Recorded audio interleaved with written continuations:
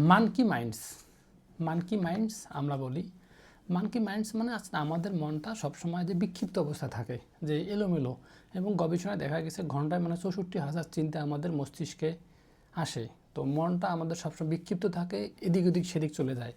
তো এখানে আমাদের যোগশাস্ত্রে কি বলা হয়েছে? যোগশাস্ত্রে বলা হয়েছে যে ইয়োগা চিত্তবৃত্তি নিরোধা।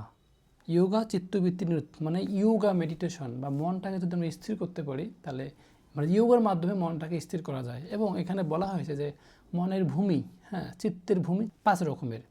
ক্ষিপ্ত, ক্ষিপ্ত, মূঢ়, বিক্ষিপ্ত, একাগ্র, নিরুদ্ধ। ক্ষিপ্ত, ক্ষিপ্ত মানে মনটা স্থির, কোনো কিছুতে স্থির নাই, অস্থির অবস্থা, মানে খুবই ছটফট অবস্থা, কোনো কিছু থাকে না। মূঢ় মানে কোনো মানে মূঢ় মানে হচ্ছে যে মনের কোনো আগ্রহ নাই, মানে হচ্ছে যে কখনো কখনো বেশি মানে নিশ্চুপ হয়ে থাকা, বোবার মতো মূঢ়। বিক্ষিপ্ত মানে এই একটু এখানে একটু মনোযোগ, তারপর এখানে একটু এলোমেলো অবস্থা, বিক্ষিপ্ত অবস্থা।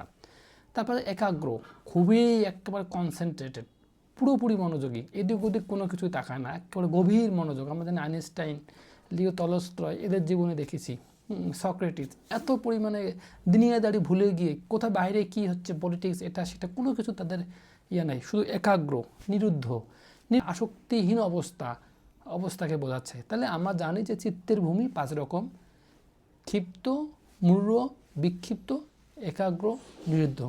তার মধ্যে এখানে আছে যে একাগ্র চিত্র। যখন মনটা কোনো কিছুর সাথে ফিক্সড, একেবারে ফিক্সড থাকে এবং হচ্ছে যে একাগ্র, গভীর মনোনিবেশ থাকে, তখন মনে হয় আমরা ভেতরে ঢুকতে পারি।